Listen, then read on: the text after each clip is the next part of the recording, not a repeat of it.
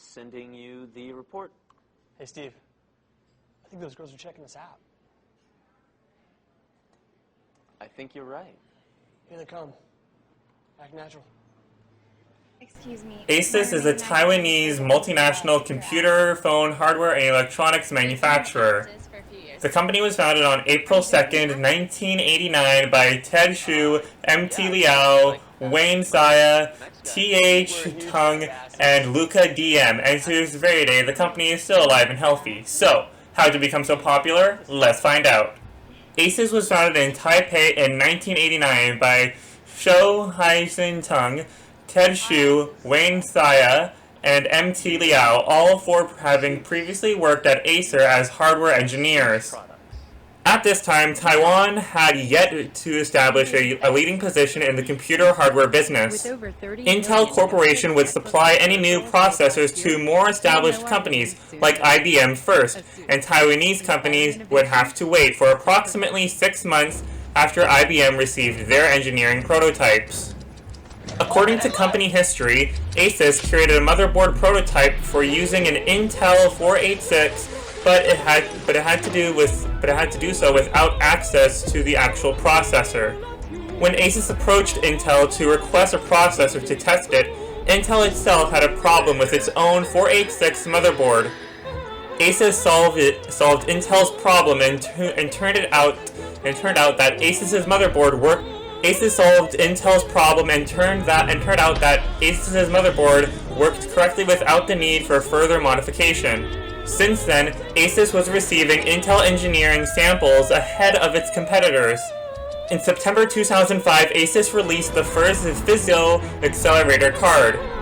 In December 2005, ASUS entered the LCD TV market with the TLW32001 model.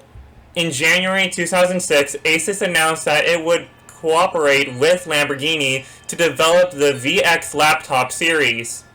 On March 9, 2006, ASUS was confirmed as one of the manufacturers of the first Microsoft Origami models, together with Samsung and Founder Technology.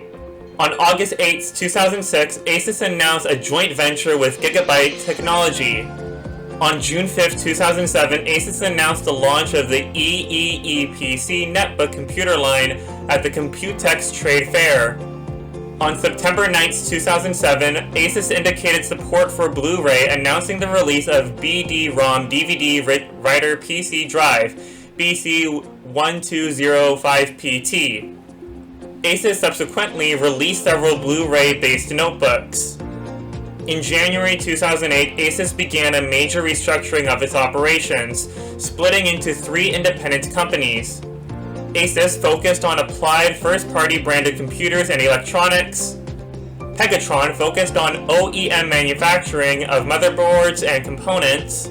And Unihan Corporation focused on non-PC manufacturing, such as cases and molding.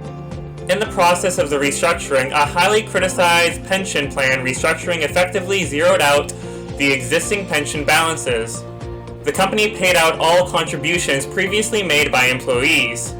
On December 9, 2008, the Open Handset Alliance announced that ASUS had become one of 14 new members of the organization.